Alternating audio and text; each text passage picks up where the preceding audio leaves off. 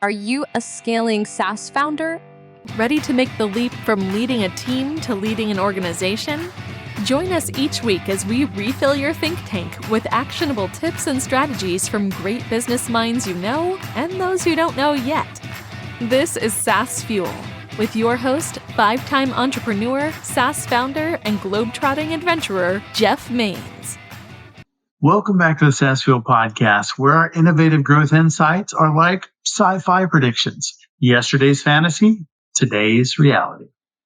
I'm your host, Jeff Maines. Of B2B SaaS founders like you scale from 7 figures, which is good, to 8 and 9 figures, which is outstanding.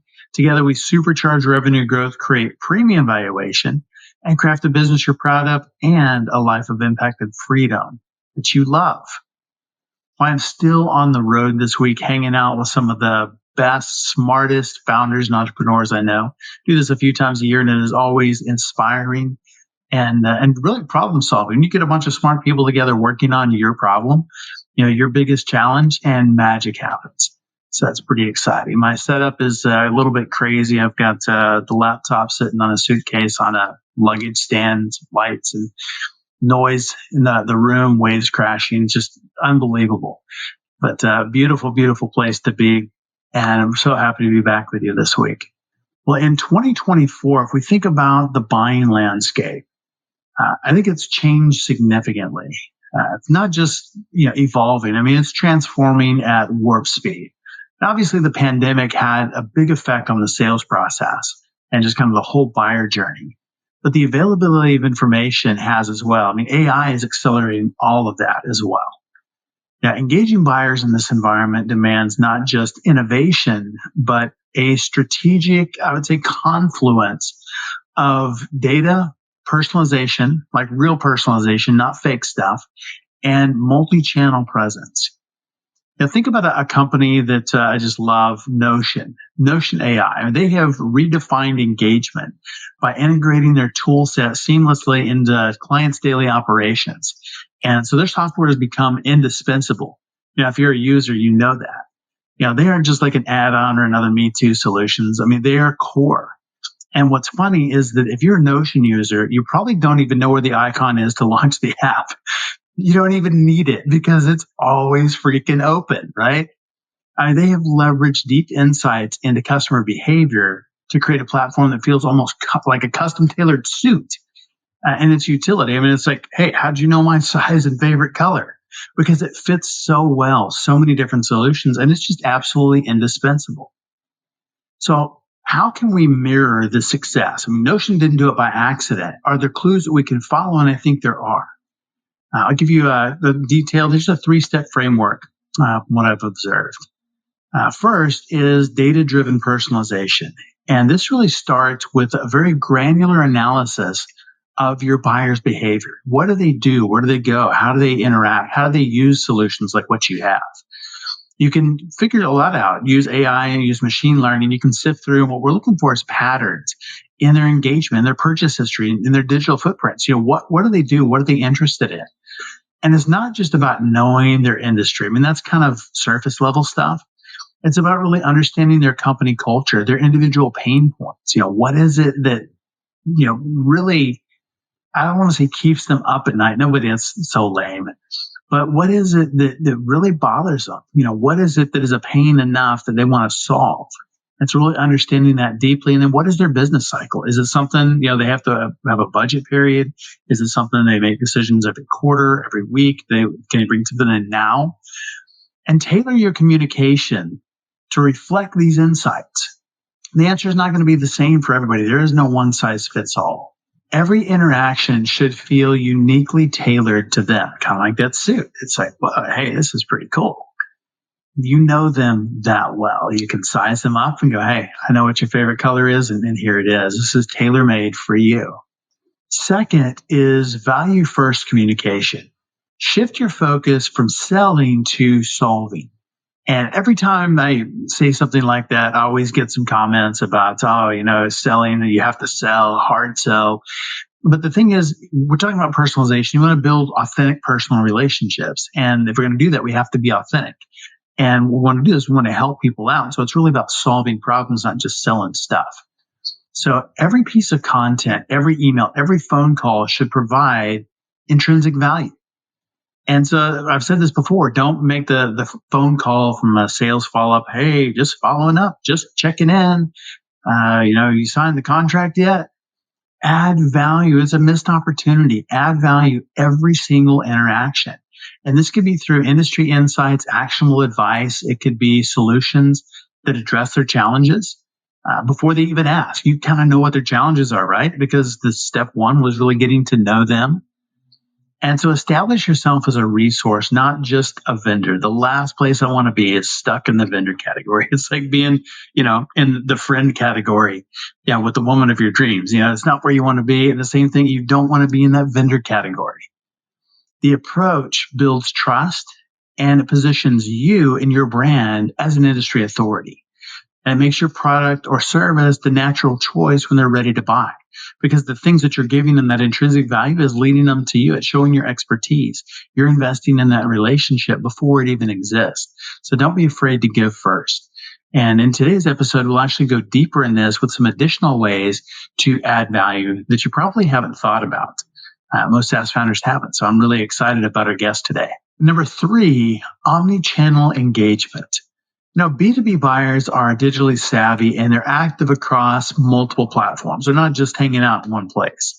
And your strategy needs to be equally agile. Identify the channels most relevant to your buyers and establish a consistent, value-driven presence. But it's not about blanket coverage. It's about targeted strategic presence. Content engagement should be, again, tailored to each channel's specific format and audience preferences, so that it's relevant and it resonates with your audience. Remember, it isn't about showing up everywhere. That is exhausting.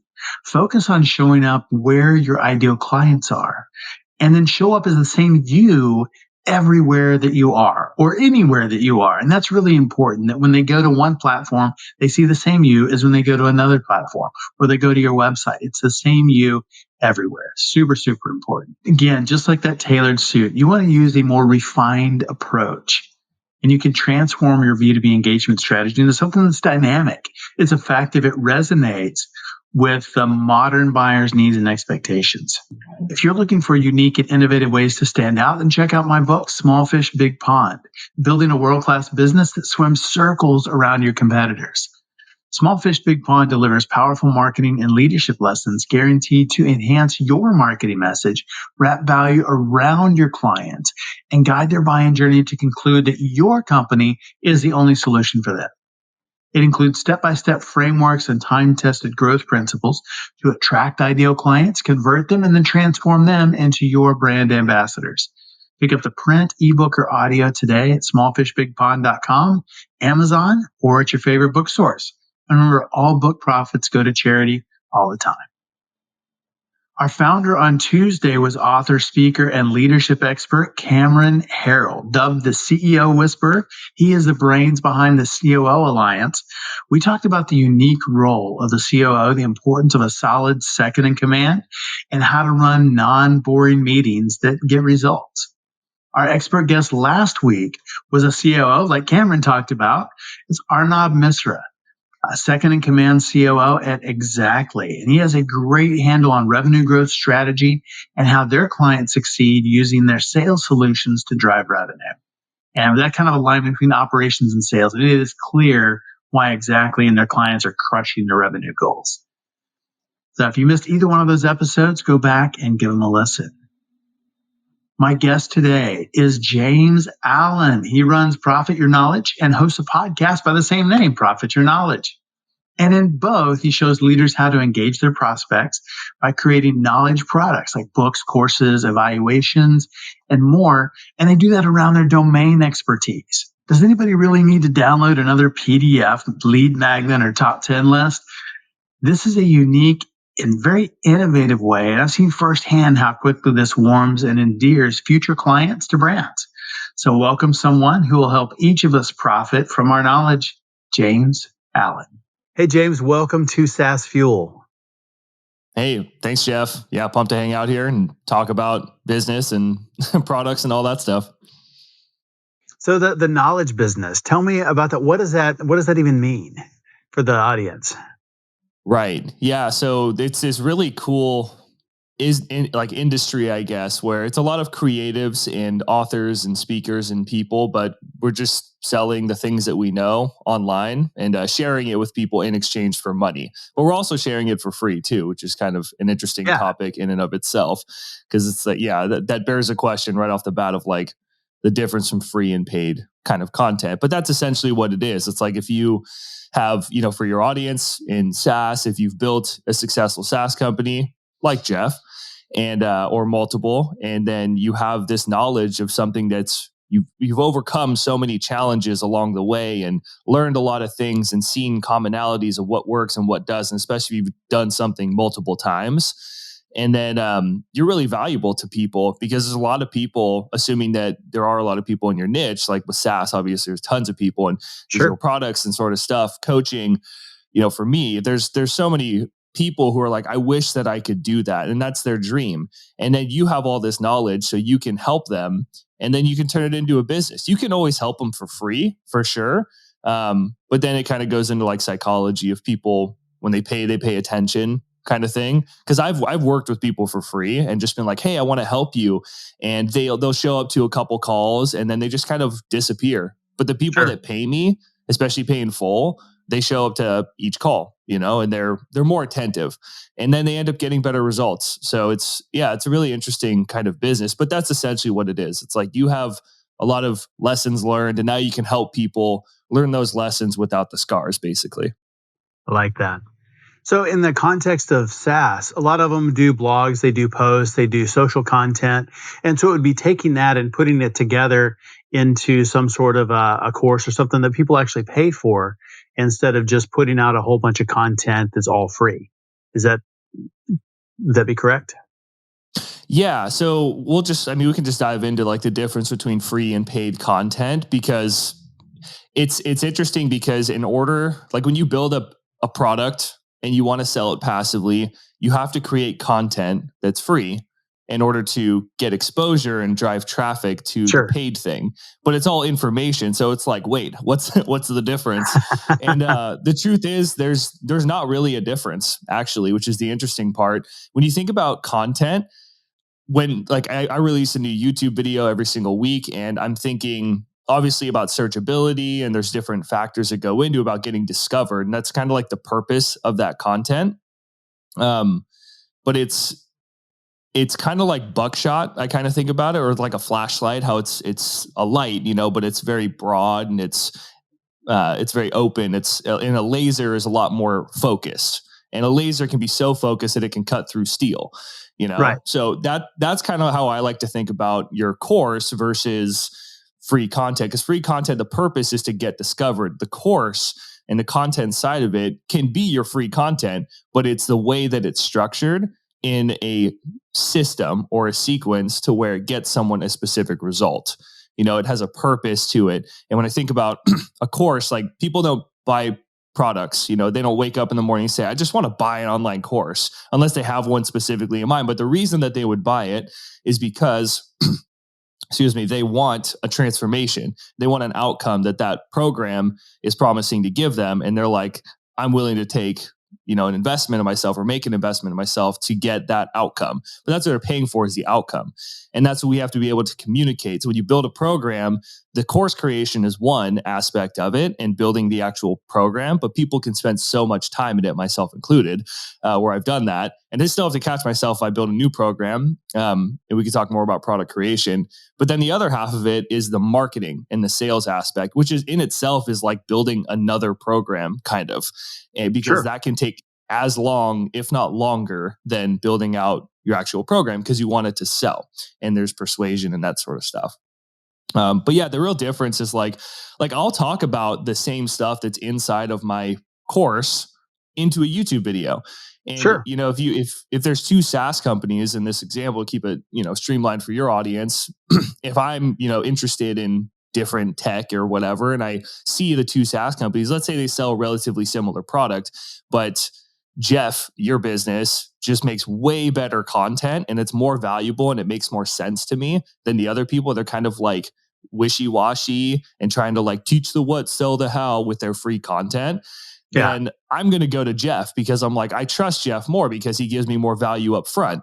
And then if I go through your processes and like your sales funnel and all that kind of stuff, and you're just constantly adding more and more value to me and teaching me things and getting me to think about this differently, then I'm gonna purchase your product more likely than the other people. Makes a lot of sense. Well, how did you get started in this? What was your journey to get to where you are today and helping other people create knowledge-based businesses? Yeah, so I used to pretty much in high school, I finished high school and I had two choices. It was either my mom was very much like go to college, at least get your AA and then you can always go back and choose a bachelor, whatever you want. Very smart. And then my dad was like, go into the union, into construction work because you can get college credits and you can start making money right away. And I was doing like plumbing and pipe fitting, heating and air conditioning, high pressure water systems, that sort of stuff. And I worked in San Francisco. I live in Petaluma. It's like an hour north of San Francisco. So it's like an hour-ish drive. Sure. But yeah, I was doing that and it was just like, I dreaded going to work every day, but I was doing it because like, I didn't want to go to college. I didn't want to go to school longer, but even though I was going through school for like the union, driving to the city, like my typical work week was wake up at 3:30 a.m., commute an hour down to San Francisco, do hard physical labor for 7+ hours, and then drive back through traffic and get home at about 4 p.m. and then try and fit in the other stuff that I wanted to do. And it was just kind of like, I had all these passions and hobbies and things that I wanted to do outside of work. And then with the work stuff, like all these other things gave me life inside, like energetically, and then work was kind of just dull. And it was like, I guess I'm just going to do this because like it pays the bills. And I just got to a point where I was like, I don't want to do that anymore. I just got fed up with that. With working and just seeing so many people live kind of that dull life. And I ended up finding out about coaching and realizing that, you can make money by like helping people. And that was cool. And I was 22 at the time, but I had a really rough childhood. I got into personal development at a young age. So I was that 22-year-old life coach that people joke about. But I was working with people because I was very competent and I always seemed way older than I actually was because I've lived a lot of life and I've been through very stressful situations with family and all this crazy stuff growing up. And I started helping people, but I didn't want to be so general with like life coaching. I think we talked about this on my podcast when you were you were there about like, what's a life coach? People were like, I don't really know. So I made this, and it's hard to market yourself with that, but even if you are like a life coach, you have to find a way to specialize in something just to communicate the message at least. But then when they're working with you, you can kind of do that general life coaching. So anyway, I made a niche change. I got into performance and productivity, and I was working with more clients, a lot of coaches, entrepreneurs, sales professionals as well. And I still, everything was just very service based. And I knew that passive income was a thing and that you could automate your business and sell digital products. So I built like 6 different digital products throughout life coaching and then getting into productivity. And I kept trying it and like learning from Russell Brunson, Brendan Burchard and different people to try and make this whole thing work. And like I had a whiteboard and I was mapping out my funnels and all this stuff and nothing seemed to work. And I'm like, what's wrong with me? Why can't I figure this out? And in life coach or in productivity coaching, I ended up finding 2 really key mentors that taught me a really simple system. And it was Graham Cochran and Ramit Sethi. And I love those guys. And I still follow them to this day. They're amazing. And the system, because Graham is the first person I learned from, and that I like to study from my mentors' mentors and learn who they learn from and dive even deeper down like the tree, And then Graham learned from Ramit, who taught him the same system. So basically it's, what I'm talking about here. You create content, blogging, YouTube, get discovered online, get people on your email list with a lead magnet. And then you have a series of emails that teaches and then ultimately says, here's my program. And then it goes to a sales page, which ultimately sells them. And then just driving traffic to it and then automating the whole thing. And there's a lot of tools you can use to make it really simple. So that was the system. And I said, I'm going to do this different. I'm going to follow it to the T. And one of the biggest things they taught me was about like customer research and being obsessed with your audience and listening to them and finding the transformation, the pain points and everything and using their words that they're exactly saying on your sales page and in your emails and all this sort of stuff. And that was kind of like the big missing piece for me, because I knew how to like create content, but it was the marketing aspect. And that was a huge part of it. It's like I never really took time to sit down with my audience or survey them and ask them, what do you really want? And find a product that they actually wanted, because I would just do what most creators do, which is create something in a vacuum. We just kind of build it and say, I think people would like this because like I'm interested in it. And it's like, no one cares, Right. And this is where when I hear from my audience, people are like, I have hundreds of product ideas. Which one do I build? And it's like you build the one that your audience cares about, and you talk to them, and you can pick. Like I have 2 different products right now. So what I did that I'm thinking about building, and I know that they would be valuable based on conversations I've had. So I sent an email to my list, and I was like, hey, I'm thinking about building a product in the near future. Here's option 1. Here's option 2. Let me know which one you like. And then people replied, and I was just getting flooded with emails. People were like, option 2 was the clear winner. So that's the one I'm going to build, But yeah, anyway, I started learning, following the system. And then I made my first passive income sale. I remember waking up and seeing I made $200 overnight. And I've done like 10K days and that sort of stuff, but making $200 totally like automated was insane. It was just like the coolest thing in the world, because I never had met the person ever in my life. And it was all just from free content, emails, and a sales page pretty much, and a couple automations. It's just really simple. And then a few weeks later, I made another one at $297, which was like the second tier to the same product. And I was just like on cloud 9. It was amazing. So I started meeting with my passive income clients. And I always ask people like, what's a win since the last time we spoke? Make sure they're making progress. And one of my clients, or a couple of them, were like, which one? Or they said, can you like kind of help me with that? Like, what's a win that you've had? So I told them about the system and everything. And that's where they asked me, like, can you help me do that? And I'm like, I guess, it's kind of related to productivity, like build a system, make money without doing extra work, it's productive. And then, I helped this one woman, and we built the system. It took a couple months. When she got it launched in the first couple of weeks, she made like $1,500. And I was like, wow, I actually kind of have like a knack for this. I was just kind of teaching what I had learned from my mentors, and using my own experiences and whatnot.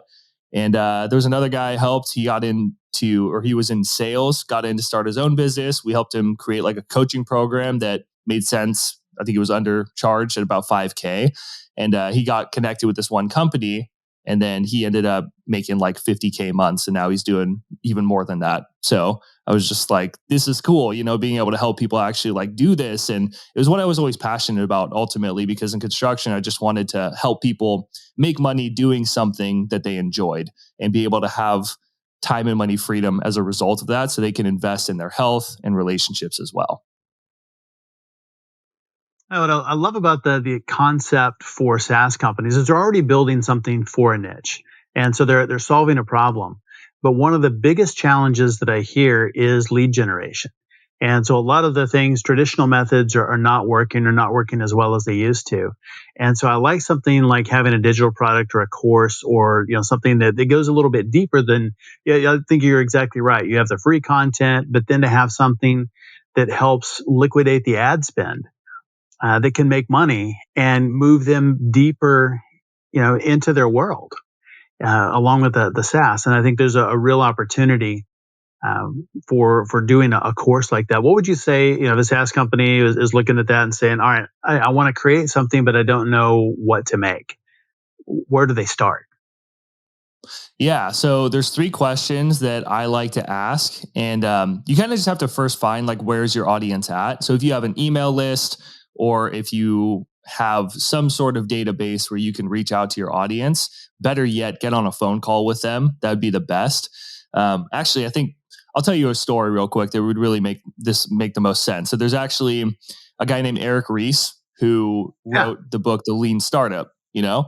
So he and his team created this idea that they wanted to start this company called IMVU and get it out there. And they were like, it was pretty much mixed digital like conversations, kind of like Facebook, Messenger, with creating a digital avatar. So you could create this digital avatar and then connect with people. And they got partnered up with like AOL and other big companies and stuff. And they were like putting in all this money. from their investors and everything. And they just knew to their core, this thing's going to be amazing. People are going to love it. It's going to be so cool. We got AOL involved. Like, we're going to crush it. So they spent like 6 months building out IMVU, and they ended up launching it, and nobody downloaded it. After putting crazy hours, all this time, effort, money into building it, nobody bought it. And they were just like dumbfounded. They're like, what? How come nobody did? So what they did was Eric reached out to the people that was their audience, and he got to interview them and ask them, why didn't you guys pick it up, basically?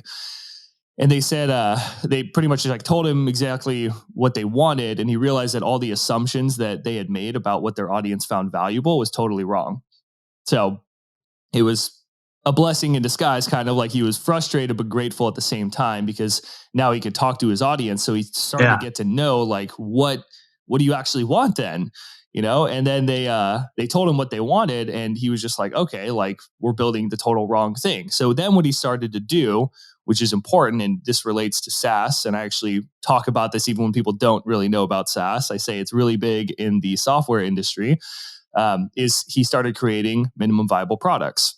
So just early basic version of a product that is built up over time with customer feedback. So it's getting something like the bare bones of the transformation. That's how I like to think about it when it comes to product creation, that people want, the transformation they want, and just get it out there to where it's like, it's good enough. But it could obviously use a lot more. But don't assume that you know what the more is. Get it good enough based on what people said. Get it out there. And like I said earlier, building the product versus the marketing side, the emails and the copy and stuff can take just as long as building the product. So if you just build a product quick with screen shares, like showing how your program works or something, or I did this with my Kajabi product. So I'm an affiliate for Kajabi, and the whole program is just screen shares. Because when people sign up under my link for Kajabi, they get a free course by me called Kajabi Kickstart, and it walks them through how to set up their whole marketing funnel inside of Kajabi.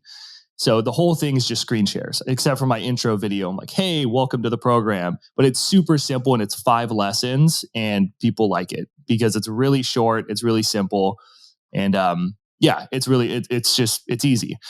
So that's like kind of the big thing that I'd recommend. But the kind of question that comes up is, how do you structure a conversation? Like, what do you actually say to find this transformation? And there's 3 main questions I like to ask. The first one is, what's your biggest challenge or frustration related to blank, whatever your product idea is? So I want to make a product about podcasting and how I've been able to use my podcast to create a lot of opportunities and grow my income in my business as well. And that was the option 2 when I said earlier, if people were like, I want to know about that. So I'm going to make a program about that. But this is like what I would do. I would talk to my audience, get on the phone with them, ask people. When I do podcast interviews afterwards, I can ask people, hey, do you mind if I just ask you some questions? Just get in conversation with them and say, what's your biggest challenge, pain, or frustration related to podcasting in this example? And then when I find that, that's like point A. Point B is going to be, what's your biggest hope, dream, or desire related to podcasting? And I can ask people this, and I'm writing all this stuff down. And then the middle part, or the third question, is, what's your biggest barrier, obstacle, or uncertainty that's kind of getting in the way? It's like the brick wall getting in the way of you getting from point A to point B. So where are they at? Where do they want to be? What's getting in the way? And that's really all the information you need to know. When you have more and more conversations, you run surveys and things, you start to notice trends from the data, and you can see, a lot of people are struggling with this aspect. Or even if you're trying to figure out a product idea, if it's not like podcasting specifically, in my example, like I know what the product is I want to build, but even if you don't know and you're just trying to find a product, you could say, what's your biggest challenge related to your area of expertise? So I could say, like, what's your biggest challenge related to starting or growing your online business? It's a lot more broad. And then people could tell me like, oh, it's getting leads, it's growing my audience is the real biggest one. So if I'm looking at the data from where they're at and where they want to be, everybody seems to be talking about, oh, I really want to grow my audience. Then I can say, oh, okay, well, I'm going to build a program about audience building, And I would use keywords from what they said to kind of come up with my title and that sort of stuff. And then after that, once you find that transformation, you just create a really simple outline. Don't just go build the program. Make a simple outline, a Google Doc or something, and just write out, here's point A, here's point B. What are 5 to 7 steps that this person can take to get from point A to point B? And the steps are going to be your course lessons or your screen shares, or it could just be your video. You could pull up your phone camera, like make it minimal, simple. As long as it's semi-decent, but what's crazy is like with a phone, you can hold out your phone, make a really high quality video. Yes. And like a tripod. It's wild. And you can get like a lapel mic or use your headphones if you want better audio. Like you don't have to get super fancy. I think people get hung up on that. But yeah, your lessons become the mini transformations that lead to the big transformation, which is what they want. And that's really what it's all about, is transformation. Because again, people want that outcome. So you're going to lay out the different steps to get them that big outcome. Yeah.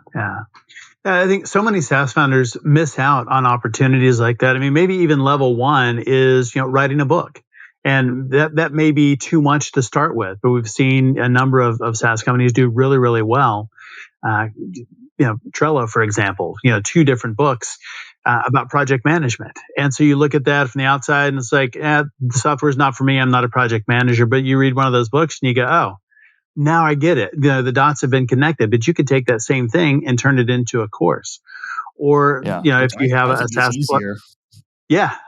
Oh, I think the course is way easier because you're really focusing on like that, A, B, what are the steps to get from A to B? Just a very simple journey.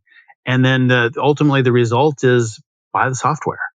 So, you're buying software to do something. Well, how can you do that? Maybe you teach them how to do it manually.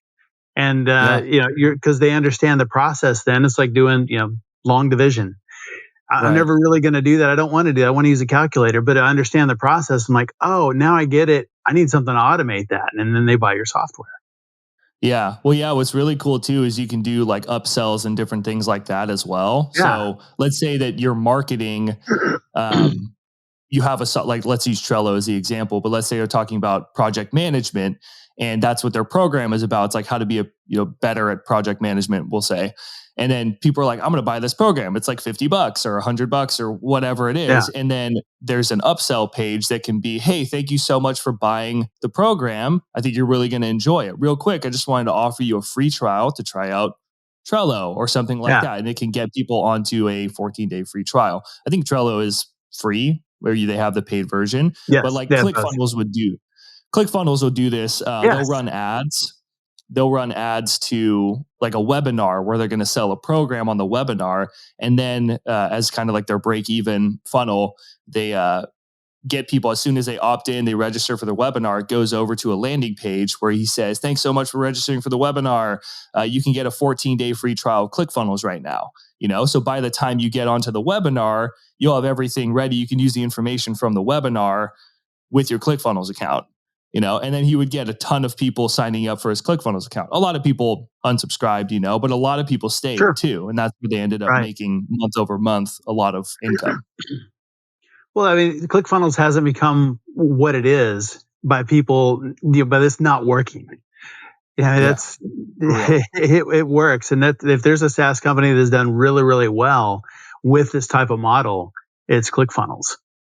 Yeah. And that is exactly the model. It's courses. It's really kind of moving people through and educating them. And the software goes right along with that education. So the thing that they're wanting to do, here's the tool to make your dreams come true along with what you're learning, which I think is just a brilliant combination. It is. And that's what I do. I haven't made a software though, but I use Kajabi. So my business is very streamlined. It's all information based, but I have my coaching, I have my programs and courses, and then I have my Kajabi affiliates. So I make passive income from my Kajabi affiliates as well. It's like an extra side thing. I actually won the Referral Rockstar Award to my surprise, which was really cool. So they were like, we're sending you an extra $400. So I was like, whoa, that's super cool. I wasn't even thinking about that. But it's really cool just to be able to refer people over to Kajabi, because when I'm working with people, when we're building out products and we get to the system and the tools aspect, they always ask me, okay, James, which tools do you like to use? And I say, I like to use one, and it's Kajabi. It's the only one I use.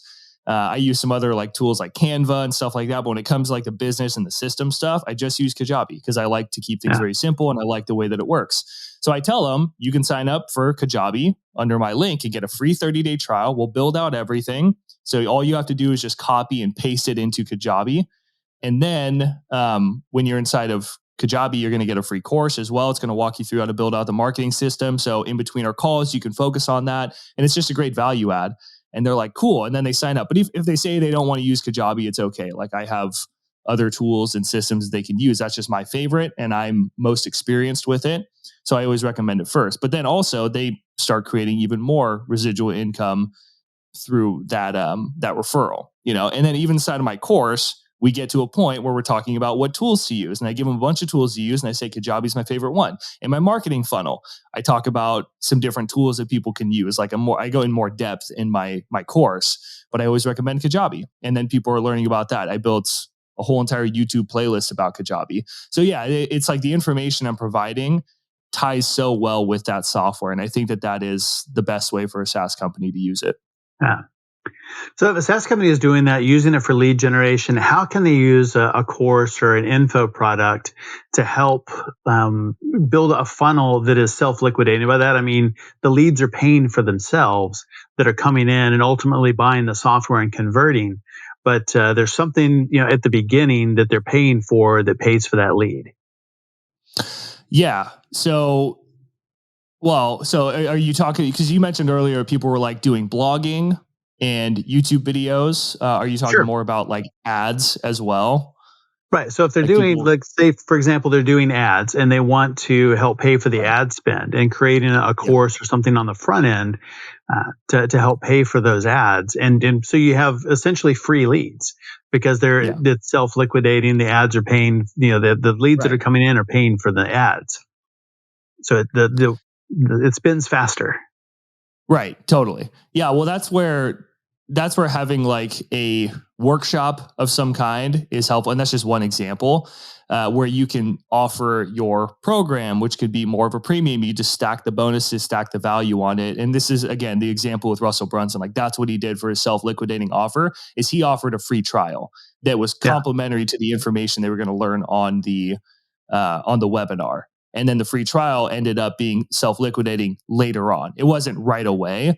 But what you can do also is if you have, a much bigger, I don't really know how it would work for SaaS companies. My best example, I guess I would use is with ClickFunnels, because I haven't worked personally with a lot of SaaS companies. It's a lot more like personal coaches and stuff.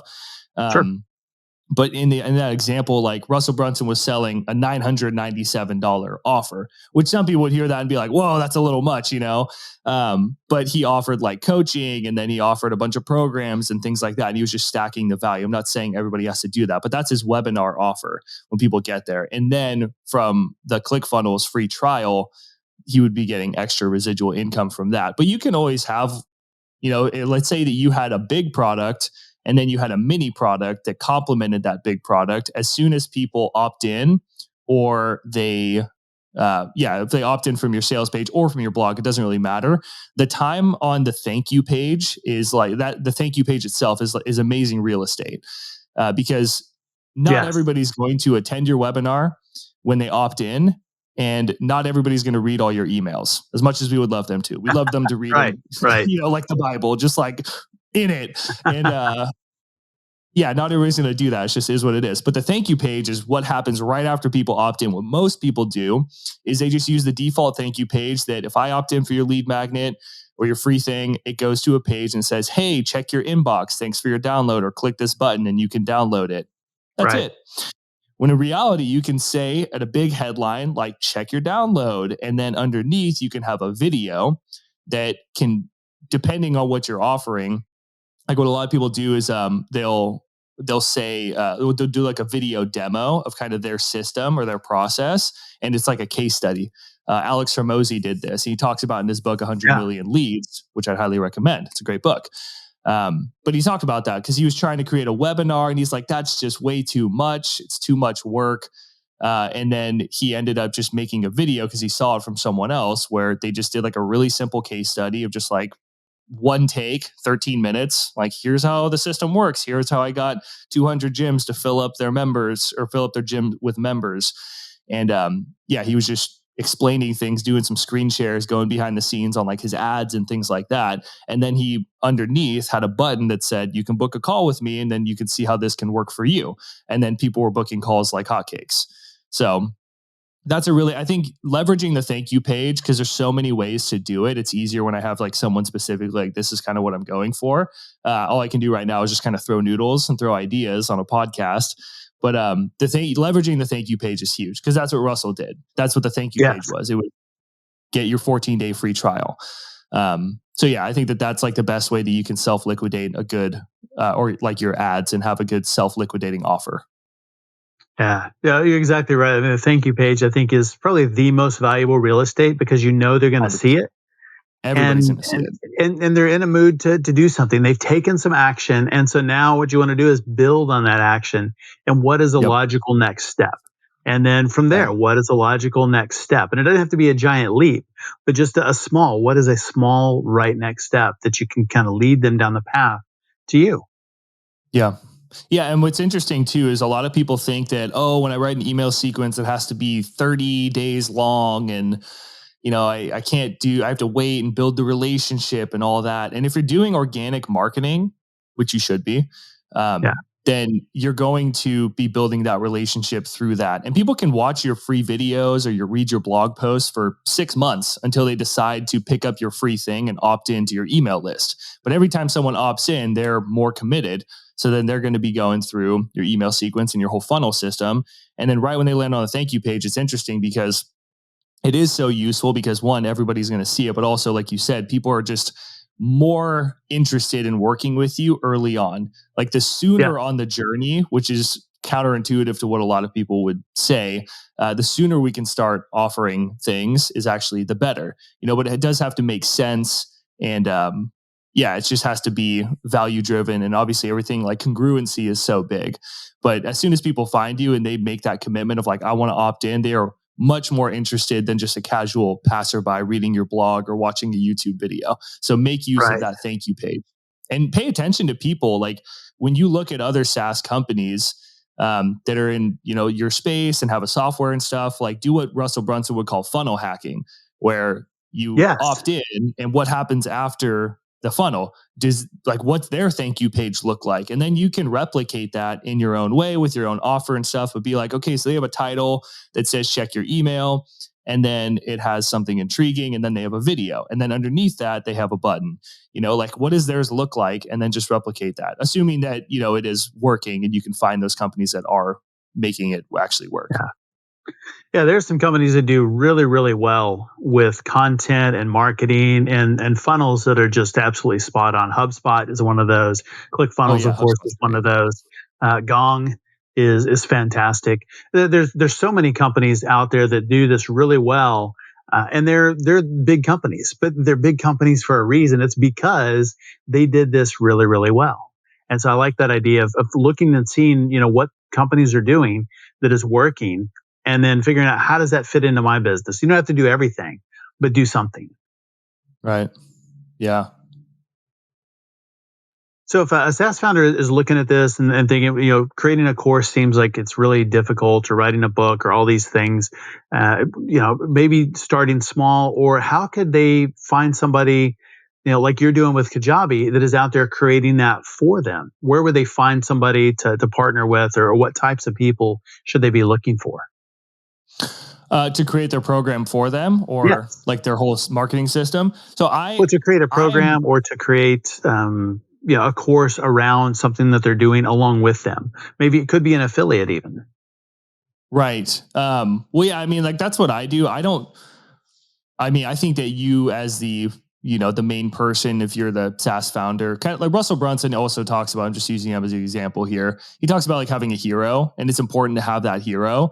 So I think it's important for you as the person, like Jeff, if I'm learning from you, I read your book and everything says Jeff Mains, that you should be the person teaching your program. You 100%. should be like the dude,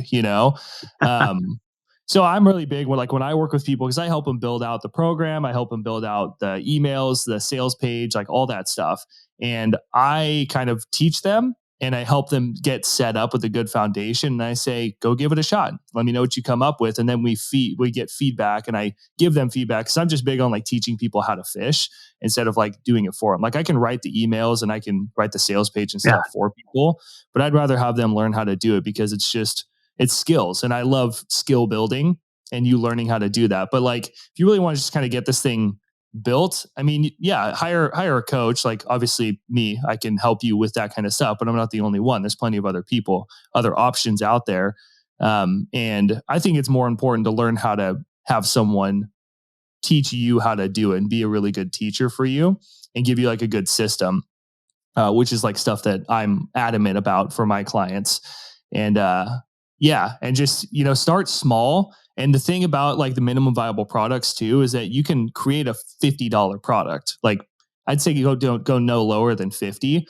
And then as you get people in the door, you can ask them like, what can make this project management course better? If it's Trello, like we were talking about, and then you can beef it up over time based on what they said. You can add more modules, add more lessons, add more resources. Like, I'd really love to see more of this. Cool. Add a whole different section that's just about whatever they said they wanted. And then you can turn that $47 product into like a $497 product if you want, and then all that stuff helps with just your ad spend and different things. But I would say focus on building the skills like copywriting and that sort of stuff. I know that a SaaS founder can hear this and be like, I'm so freaking busy just trying to build this software. Like, are you kidding me? Right. You can get done for you businesses to help you with this and like build it for you. But I think that it is just much better to learn how to do that stuff yourself and at least have a general knowledge of like copywriting and different stuff. That's just my kind of 2 cents with it though. Oh, I think you're exactly right. That there's some things that outsource well, and there are others that don't. And if you can do this yourself, it's not that hard, especially when you have a roadmap to follow. I think that's really important is making it really easy. But then doing it, because it increases the value of the brand, it increases visibility, it builds that know, like, and trust with the founder and the company. And that brand, instead of building it with some other brand. So I absolutely agree. I mean, doing it yourself is 1,000 times better than trying to outsource something like that. Right. And it's better just to have guidance of some kind if you're totally green to this, where like when I work with people, it's like, I'm like the bumpers that come up when they're trying to learn how to bowl. Otherwise, if the bumpers aren't there, they're just going gutter, gutter, gutter. And they're like, what the heck? Why isn't this working? Right. And they'll come through. This isn't any fun. Here's things that, it's not fun. Here's things that help me. And then they're bowling and you can go slow or whatever, but they have a much better chance of making it happen. And I think it is really important just to find, but it's tricky because like we talked about this on my podcast too, just about the industry in general and how I think there's a lot of people who kind of screw people over and like bad investments and mentorship and that sort of stuff. Me personally, I'm not just trying to like promote myself or anything, but like, I mean, obviously I am promoting myself, but at the same time, it's like, I just wish that more people kind of took the care that I do in this space. Cause I feel like there are so many people that just want the quick buck. And for me, it's so much more about reputation than just making money, with people and just making like a quick buck and going away, because it's really amazing skills. I mean, there's people who they have so much knowledge and ideas and gifts that they can share with the world that people would pay for, to learn how to like cook, for example. Like people would do that. I met a girl, this woman was teaching people how to sell socks on the internet and she was making a course about it. And I'm like, awesome. Are you kidding? She was on my podcast. It was like an older episode. But I was like, that's so cool. Cause people think it has to be like some marketing course or something like that, but it doesn't, it's just value that you're giving to people. And I think that, just there's people who work their asses off, to make like $800 or $500 in a week. And they're just grinding, and it's just like, it's sad that they have something that they can share. But if they learned how to turn that into a product and then sell, like they can make that every day, even if they learn if they build up the traffic and whatnot, they're making a couple $100 every single day, which in turn results in a lot of money throughout the year of just like not doing extra work from products you made years ago. It's just incredible. And I think that more and more people could just get that down. And that's why I just put a lot of care into into my clients, because I know the value of it and have experienced it. And it's like, I wish more people could experience that too. Love it. So if you could give one piece of advice to SaaS founders about building an authentic and generous, knowledge-based online business, what would that be? I would say don't be afraid to hide. Don't be afraid to not hide like the good stuff. A lot of people think with free content, I got to cut back versus my other, my paid content. And like I said earlier in the beginning of this, it's about the flow of the content that matters more, because free content's like, we're going to talk about this, then we're going to talk about this, and then this. And that's where it's kind of all over like buckshot, like I said, where the paid content is the sniper rifle. It's like very precise. Here's the transformation to get this specific outcome, if that's what you really want, like project management or something like that. And I would even say on top of this, like make sure that you're adding real value the best you can, really teaching people, going above and beyond your competition up front, because that's a hurdle that people can have. It's going to make me as a customer see you and compare you to the other person. If your free content is better, I'm going to consider buying your program more. Absolutely. And on top of that is showing more of your team. And because people want to buy from people. So if you can show if you have a YouTube channel and here's behind the scenes of Trello, that'd be so cool. Because I used to use Trello. I don't use them anymore, but I had a period where I was using them. And it's like, if they make content about not just project management, here's how you do this, how to do this, but like, here's us. And on top of that, we also teach you how to do things in project management, how to use the tool. But like a behind the scenes inside of the office on like a normal day in the life of Trello, like the CEO of Trello or someone inside of it, I think that would be really cool. And personally, if I see that, it makes me more connected with the people behind the software. And therefore it makes me want to be more connected. Like Russell Brunson, great example. He shares stories, his personal stories and that kind of stuff while he's teaching as well. And it's what makes ClickFunnels so attractive to people, because he does a lot of that. He's an incredible marketer and I love learning from him as well. Yeah. But I think that would be like probably the biggest thing, like lead with as much value as you can up front. Your program is the streamlined step-by-step of that, but you can teach the same stuff, just kind of, it's not streamlined and step-by-step. And show more of who you are. I think that's really the important piece. And it's become more and more important with more and more people flooding the online space. Yes, without a doubt. Well, James, where can people learn more about you online? Yeah, so I have a YouTube channel, Profit Your Knowledge, or you can always check out my podcast, Profit Your Knowledge, where I interview different experts like Jeff Maines and a lot of cool people who like make businesses out of knitting socks and stuff. So there's a lot of really cool information on there. But if you do want to get more of kind of like the clear cut, like how do I build products and do customer research and copywriting and that sort of stuff, that's definitely my YouTube channel. And then if you really want to just get all in and figure out how to use this system that I've learned and that I still use to this day and help my clients with, I made a short 5-step guide that shows you how to earn your first $500 per month of passive income. Obviously, you can make a lot more. It depends on audience, that sort of stuff. But that's a good place to start. So you can get that at profityourknowledge.com/guide. Or if you just go to my website, the whole website is built around that. And it'll get you on my email list too, or I'm always sending extra valuable stuff. And I make some offers every now and then, but I lead with a ton of value on there. And there's a lot of cool things you can learn. Outstanding. James, great conversation. Thanks for being on SaaS Fuel. Yeah, thank you, man. Thanks again, James, for coming on the show and sharing your insights and innovative approach. You can learn more about James at profityourknowledge.com. And be sure to check him out on social and give his podcast a listen as well. I was interviewed on there a little while back.